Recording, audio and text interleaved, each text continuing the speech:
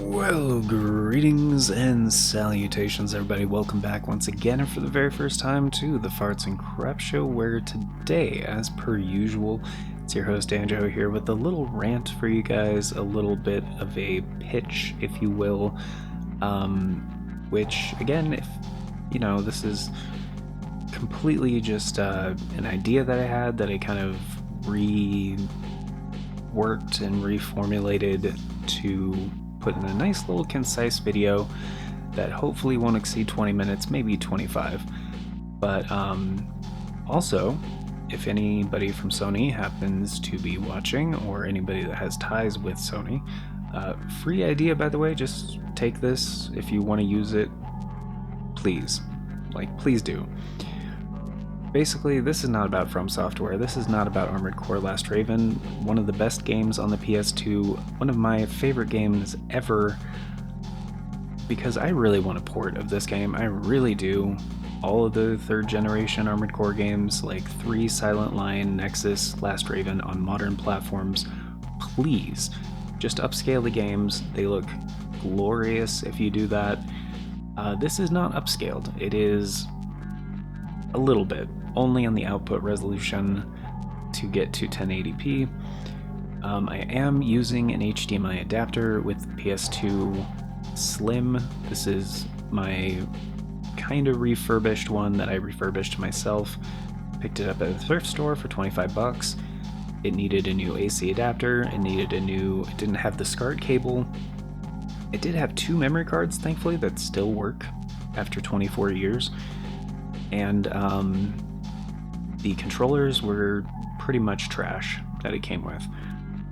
So I'm actually using a Hyperkin Brave Warrior PS2 controller, which you can get these new for like less than 20 bucks sometimes, and they're not perfect. I've made a Stick Tips episode about this, which I'll probably put a link at the end of this video to my Stick Tips playlist, which we almost have 30 episodes of.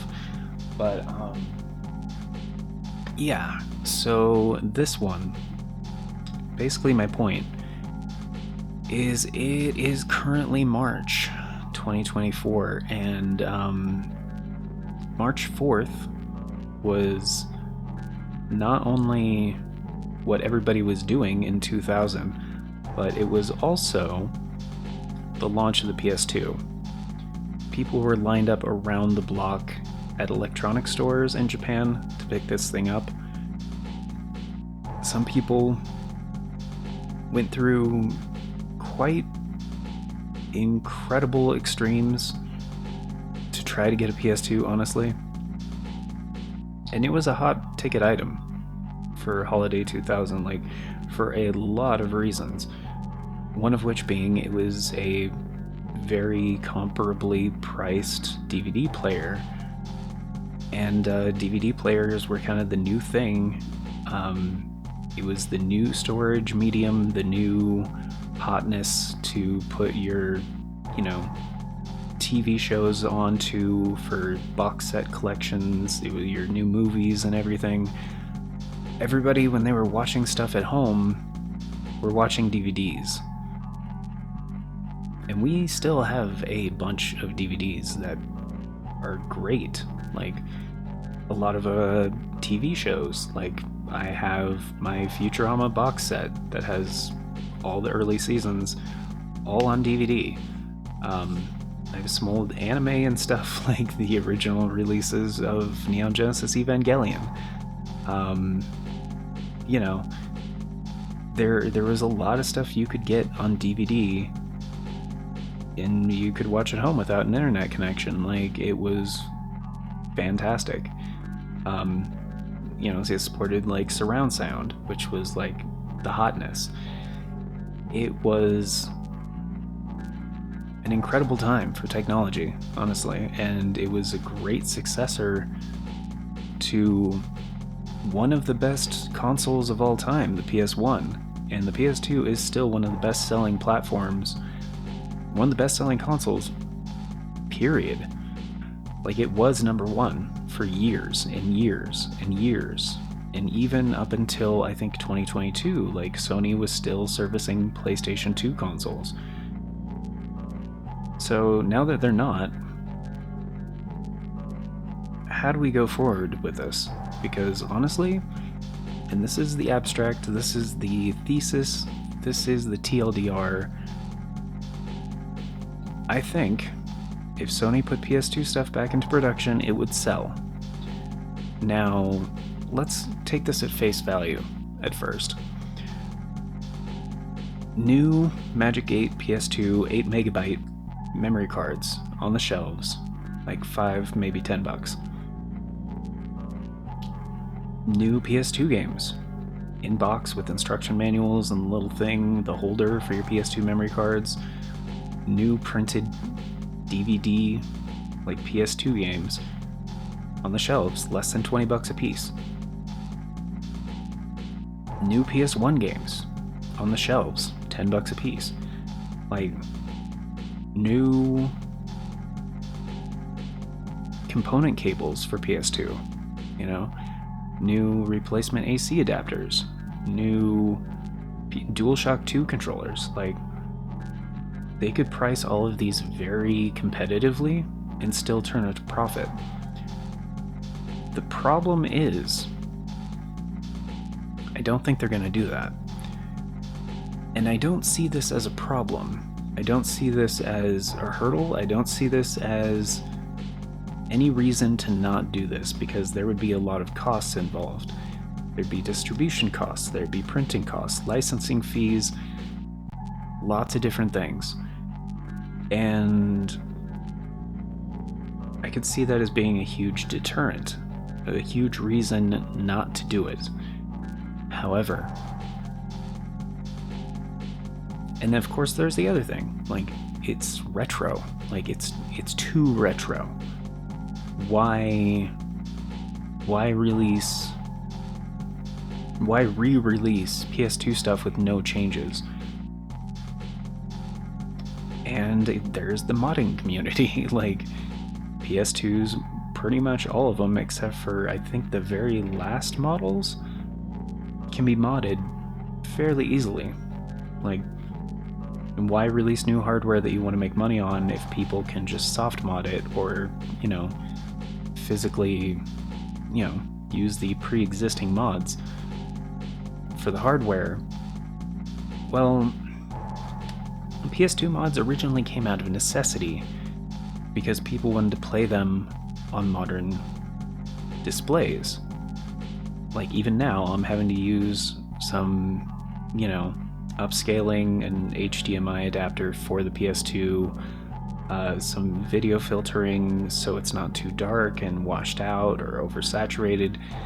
There's some stuff I had to do here to make it look kind of normal, as I always have to do when I'm, you know, recording or streaming PS2 footage. So here's the thing. A lot of the technology that Sony put into the PlayStation 2 is, by today's standards, retro, outdated, and not reliable. So if they put the PS2 back into production, a few little things. Update some basic stuff. Give it an HDMI port that pulls directly from the motherboard, right? Like, get that full RGB, you know? The PS2 Slim had the internet stuff built into it. The PS2 Slim used like 60% less, I think it was parts or materials or total mass or something.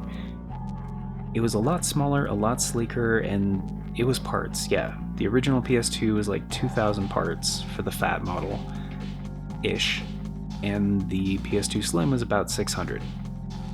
So it was a lot easier to manufacture. So keep that Ethernet port for the PS2 Slim, because you could also use that for LAN gaming on the PS2.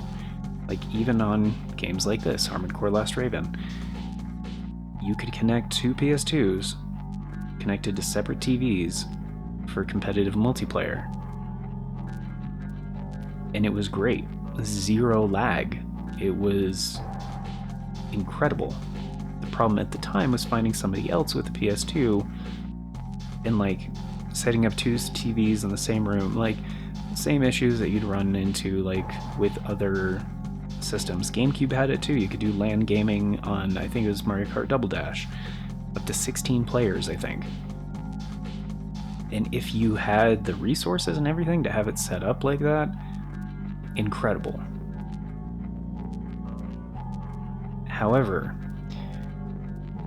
an updated PS2 with like little, well, duh, of course they're gonna upgrade this.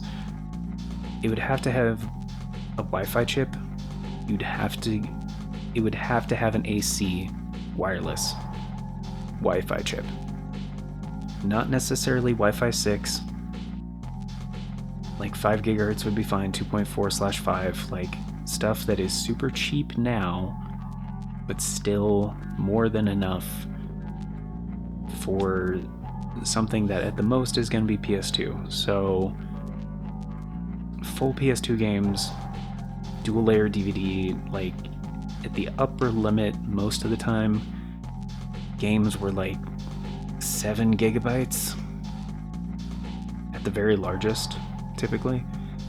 Very rarely did you see multi-disc PS2 games. Sometimes it did happen. Grandia 3 is one of them. But most of the time it would fit on a single DVD. And so it would need an HDMI port, right? It would need a Wi-Fi chip. The USB ports on the original PS2 were 1.1 USB, incredibly slow, super outdated. But you know what's super cheap nowadays and still relevant, especially for something at this spec, would be USB 3.0, or even 3.1. We don't need USB 4.0 on a system like this refreshed PS2, right?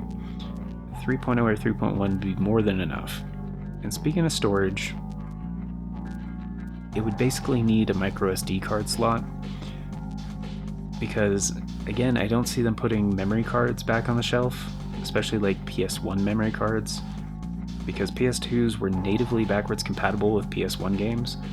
But if you were playing a PS1 game on a PS2, since there was no emulation or anything, you would need a PS1 memory card to save your game. I'm like 99.9% sure on that one. It's been a long time since I've done that. But PS2 memory cards I could see them putting back on the shelf. PS1, I don't see that happening.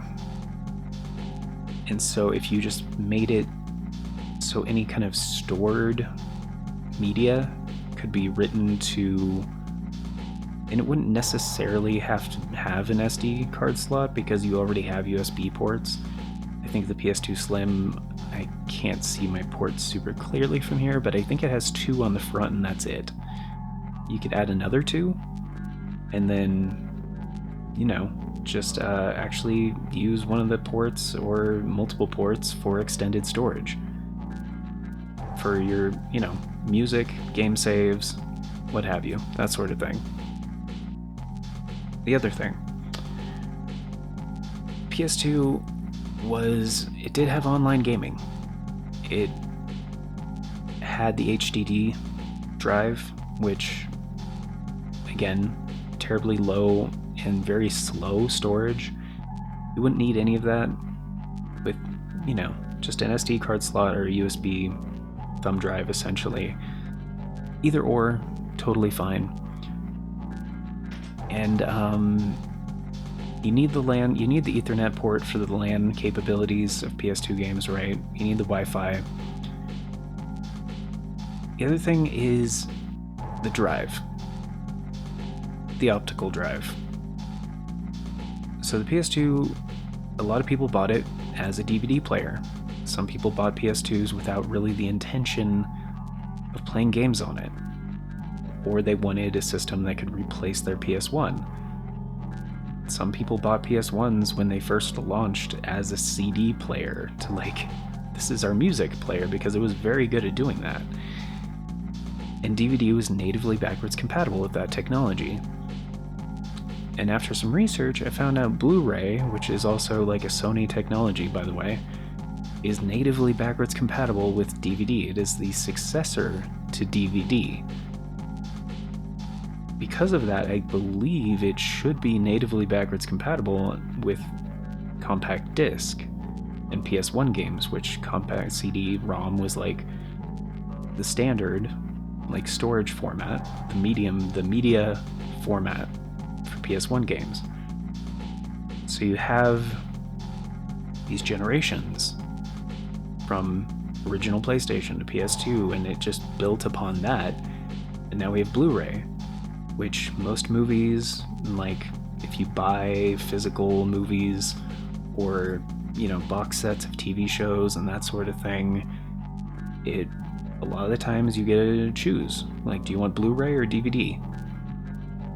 So if people are still going to be getting these to be a media center to watch stuff on, especially their physical media, I think updating that DVD drive to a Blu-ray drive would be almost necessary. Plus, the original PS2 drive was prone to failure. Like, mine had to be replaced. Thankfully, I could easily find a replacement for like $15, brand new, and the installation process wasn't even that bad. But again, it was basically a generic DVD drive. So I think the only thing that might have a little bit of compatibility issues, and I'm not sure on this one, but the blue back discs, PS1 games, or PS2 games, sorry. There were a few of them, like early on in the PS2 cycle, and I don't know about that media. I think it was still DVD. I'm not sure what the blue disc thing is, but it's a little bit different. I know that. And there were a few notable games that used the blue discs, like Tekken Tag Tournament, for example. I know there's more. I don't have a list in front of me. But I don't think it should be a compatibility issue. So essentially those are all what I believe to be the necessary updates,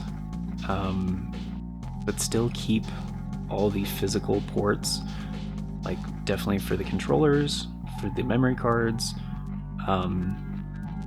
for just kind of everything. Like, because the goal here is to have a new PS2 that doesn't use emulation at all. Like, and the main goal gaming on this thing is PS1 and PS2.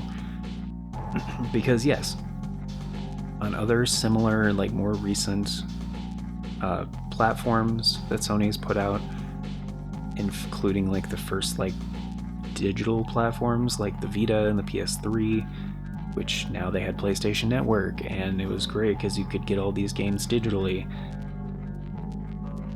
Which, yes, that is great. But it was a limited selection of the library, and if people do want to play their older discs that are still working and stuff on their newer PS2s, they should be able to, you know. However,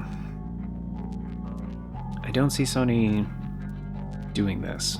Not because of the cost of the upgrades and like refreshing the PS2, because yeah, Wi-Fi chips, super cheap, HDMI port, super cheap. Even the whole like changing the PS2 to natively do HDMI, it's not complicated. You know, SD card reader, super cheap. Updating the USB ports to 3.0 and adding 2 more USB ports, again, super easy. They could even add like a USB dongle for wireless controllers that people probably already have if they were already PlayStation customers. Like, you could just have a USB dongle for DualShock 3, 4, and DualSense, which there you go. But you could also use real PS2 controllers on it. And plus there's other companies that have PS2 adapters that are very good, like 8BitDo and Brook. Like, there are options for PS2. And I think the controllers, that part wouldn't be a problem. They could easily put DualShock 2s back into production and sell, like, easily. That part's wouldn't be nearly as tricky as the distribution of games. I think that would be the largest hurdle, because yeah, seeing that, I don't think they would put PS2 memory cards back on shelves. Maybe. PS1, no, I don't think so. But they would need some way to save their PS1 games. Like printing PS2 games and PS1 games and redistributing them to physical stores and retailers, and covering all those distribution costs and licensing fees and printing fees and stuff. I don't think they would do it. And like, yeah, a lot of that falls onto the publishers of those games. I don't think most publishers would be on board. And even then, you're still running into the same problem of, yeah, those DVDs are going to fail. Like, so I think a better way would just be, yes, make it compatible with this physical media that this thing was designed for. However, I think if they kind of repurposed, basically took the Vita store and kind of used that as a platform, as a template, repurpose that format and just put the games on there and try, like, I know they won't get the whole library, but try to get as much of the PS1 and PS2 library as possible and sell the games for, you know, basically what you were charging before. Like on the Vita, you could get PS1 classics for like $6. Like most PS1 games were between like $6 and like $10 or $15. PS2 games could be, you know, 10 to 20. You know, like there's, and then just let people buy them and download them to, like, again, either that SD card slot or like a USB thumb drive or something. I think just an SD card slot on the back of the system or the front of the system even would just be super, like, duh, why wouldn't you do that? And then just load the games natively. Like, that's already been done. Like, modders have figured that out. Like, you can do that. You can load digital games onto the PS2, like, without emulation. And they could take advantage of that. Because obviously Sony likes PSN. They like doing business like that. They, you know, it works out for them. You know, digital is cheaper on their end because, again, distribution costs, licensing fees, and like, you know, printing, like, and to all regions and stuff. Like, it would be a gamble. I think they would see it as too much of a gamble. Be like, no, that'd be expensive, and then people aren't going to buy it, and, you know, and then we have to worry about keeping it in stock and everything, and, like, no, why would you do that? And then, you know, you don't have to worry about disc scratches and all that other stuff and blah, blah, blah, blah. And, yeah, some people are not a fan of, like, the all-digital future and everything and blah, blah, blah. It is what it is. Like, if they're not going to re-release stuff physically or put things back into production or whatever, you need some kind of workaround to enjoy the older media, right? So one of the only ways to kind of get that, like we saw with what'd they call it? Sega put out the Genesis Mini 2, and it was not the first one, the second one, and it was like the first time Sega had re-released, like, officially, like, Sega CD games. Like, some of those games, right? No, I know some of them had been re-released, but some of those games, it was the first time they had seen the light of day ever, like, since original release. And Sega CD is very, very prone to disk rot. Like, the games would just, like, even if they were stored properly, they would essentially start breaking down over time.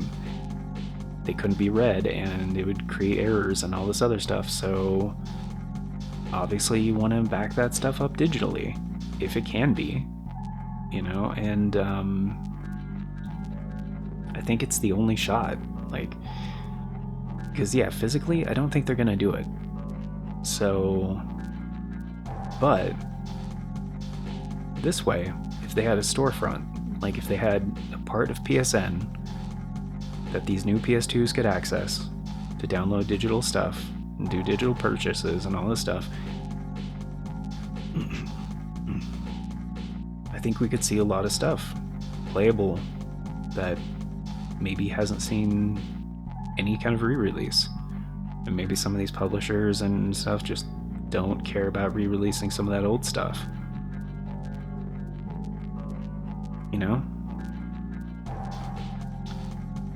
And I think it would be I think it'd be great, honestly. And a lot of these games, like especially on the PS2, they had some really cool functionality. And I think for the stuff that was like LAN only, like I would love to do that again. Like, or for the first time, because like I've never really had the opportunity to do those LAN multiplayer stuff. But if they put these out, I would say keep the price reasonable, but also if it's online capable, natively plays PS1 and PS2 stuff, it's a Blu-ray player, basically everything I was describing, I think 200, maybe 150. Be a fair price point, I think. Like, I think it would do very well. But it would have to do these things well. And again, original hardware, I think, for the PS2 and PS1 games. No emulation, that would be key. And then just a solid Blu-ray drive. Wouldn't even have to be 4K Blu-ray, just regular Blu-ray. And natively backwards compatible with DVD and compact disc, and it has Wi-Fi, but you can also, it has a little Ethernet port. You could also just wire it directly if you wanted to. Expandable storage is compatible with the original accessories and stuff like DualShock 2 and PS2 memory cards, PS1 memory cards.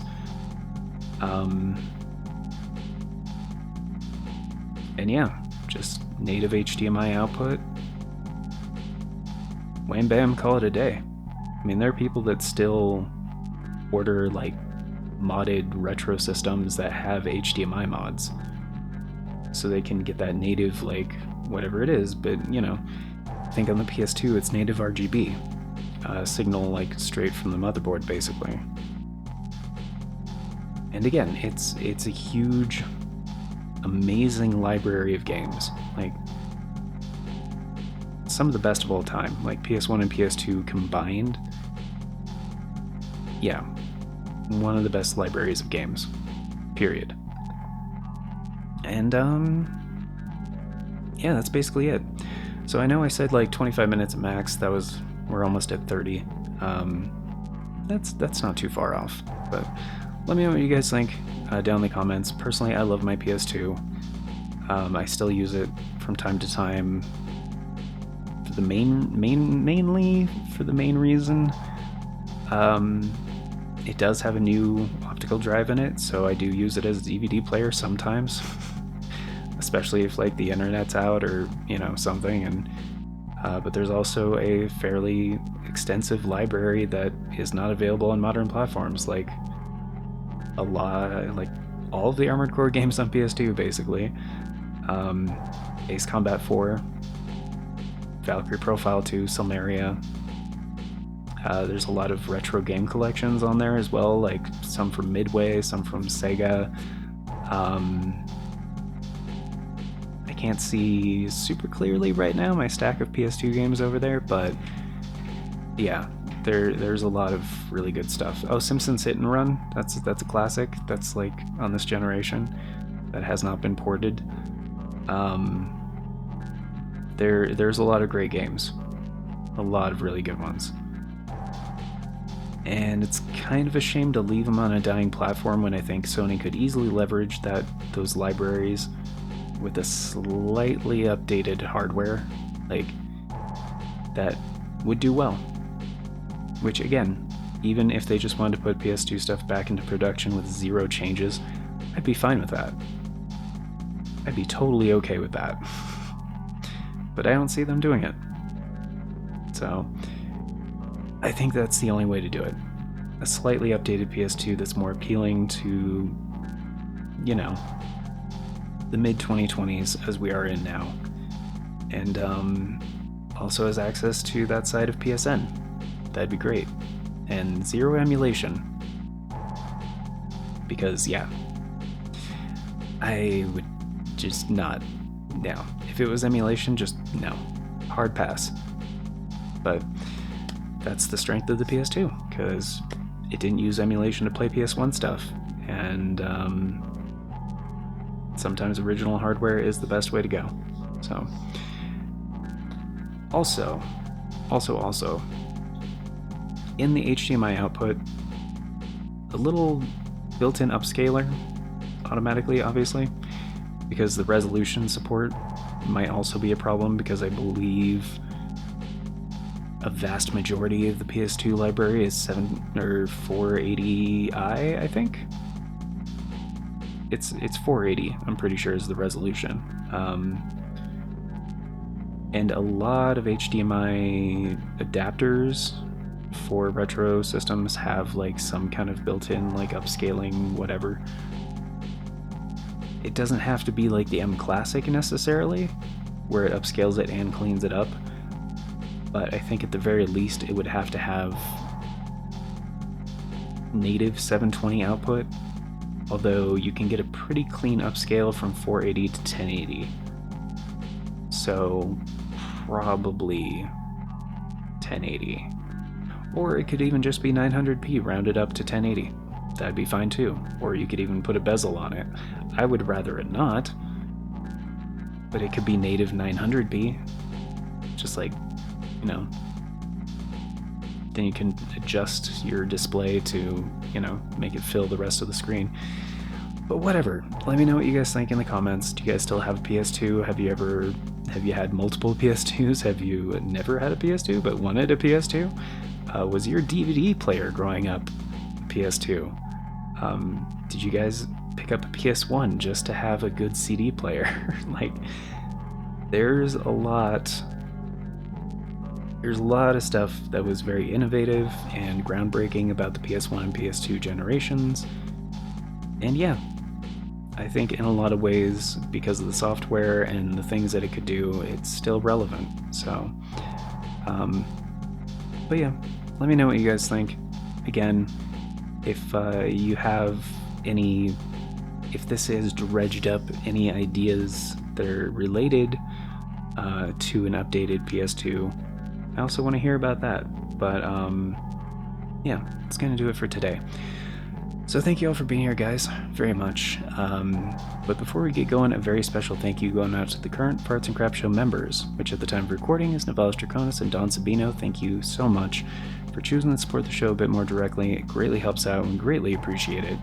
And if you guys want to be incredibly awesome like these amazing people, definitely check out that join button. Tier start $3 a month. It's only 10 cents a day. Gets you into all the basic stuff, including getting to vote on the series that get made here on the channel via the members' choice polls. It's a thing we do once a month for a full 7 days, so literally 25% of the time we have one going. And that way you guys can help shape the content that gets made here. We will have one coming up for March. It'll likely be around the 3rd week of March. There's no set date on that yet, but that will be to determine the series that will be following Horizon Forbidden West. So if you guys want to get in on that, that's how you do it. If you want to stay up to date on all the announcements here on the channel, either you can try the bell. I know it doesn't work for a lot of people. Keep an eye on the community tab here on the channel, or if you want to follow us on Twitter or join the Discord, links are down there in the description, also on the channel banner. But that is gonna do it for today. Thank you very much for being here, guys. Till next time, take care. I hope you all have a beautiful day.